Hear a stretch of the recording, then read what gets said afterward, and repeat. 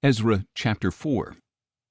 When the enemies of Judah and Benjamin heard that the exiles were building a temple for the Lord, the God of Israel, they approached Zerubbabel and the heads of the families, saying, "Let us build with you, because, like you, we seek your God and have been sacrificing to him since the time of King Esarhaddon of Assyria, who brought us here."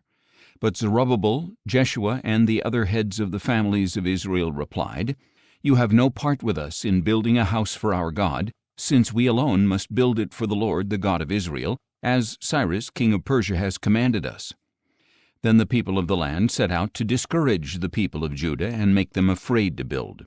They hired counselors against them to frustrate their plans throughout the reign of Cyrus, king of Persia, and down to the reign of Darius, king of Persia. At the beginning of the reign of Xerxes, an accusation was lodged against the people of Judah and Jerusalem.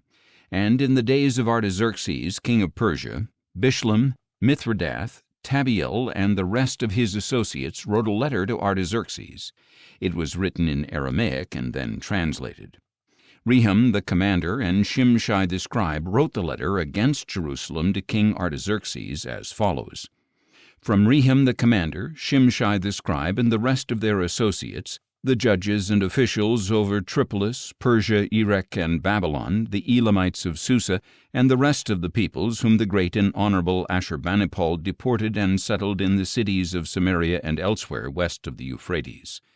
This is the text of the letter they sent to him. To King Artaxerxes, from your servants, the men west of the Euphrates, let it be known to the king that the Jews who came from you to us have returned to Jerusalem, and they are rebuilding that rebellious and wicked city, restoring its walls and repairing its foundations. Let it now be known to the king that if that city is rebuilt and its walls are restored, they will not pay tribute, duty, or toll, and the royal treasury will suffer. Now because we are in the service of the palace, and it is not fitting for us to allow the king to be dishonored, we have sent to inform the king that a search should be made of the record books of your fathers. In these books you will discover and verify that the city is a rebellious city, harmful to kings and provinces, inciting sedition from ancient times. That is why this city was destroyed. We advise the king that if this city is rebuilt and its walls are restored, you will have no dominion west of the Euphrates. Then the king sent this reply. To Rehum the commander, Shimshai the scribe, and the rest of your associates living in Samaria and elsewhere in the region west of the Euphrates. Greetings. The letter you sent us has been translated and read in my presence. I issued a decree and a search was conducted.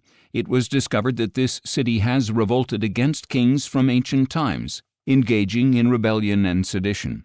And mighty kings have ruled over Jerusalem and exercised authority over the whole region west of the Euphrates, and tribute, duty, and toll were paid to them. Now, therefore, issue an order for these men to stop so that this city will not be rebuilt until I so order. See that you do not neglect this matter. Why allow this threat to increase and the royal interests to suffer? When the text of the letter from King Artaxerxes was read to Rehum, Shimshai the scribe, and their associates, they went immediately to the Jews in Jerusalem and forcibly stopped them. Thus the construction of the house of God in Jerusalem ceased, and it remained at a standstill until the second year of the reign of Darius, king of Persia.